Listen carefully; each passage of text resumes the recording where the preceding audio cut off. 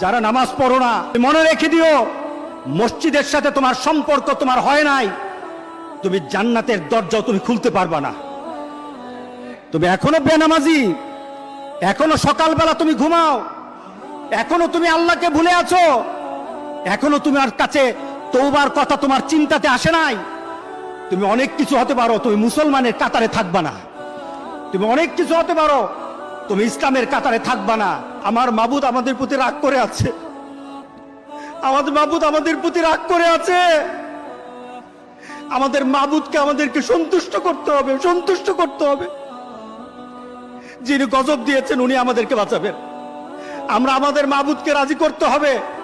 আমরা তওবার মাধ্যমে আল্লাহকে রাজি করতে আর চেষ্টা হব। গোটা পৃথিবীর মুসলমান, আর সময় নাই, আর সময় নাই। আপনি এখন বাংলাদেশের রাস্তাঘাটে হাঁটেন, এমন পরিবেশ যেন আল্লাহ না করে, জোরে বলে আল্লাহুম্মা আমিন। এমন পরিবেশ যেন আল্লাহ না করে, যখন ঘর থেকে কই বের হবে তার লাশটা বের হবে, কেউ জানাজাও দিবে না, এমন হয়ে যাবে। যদি আল্লাহকে সন্তুষ্ট না করতে পারেন এমন হয়ে যাবে। সুতরাং আমরা আল্লাহর কাছে প্রাণ বলে আজকে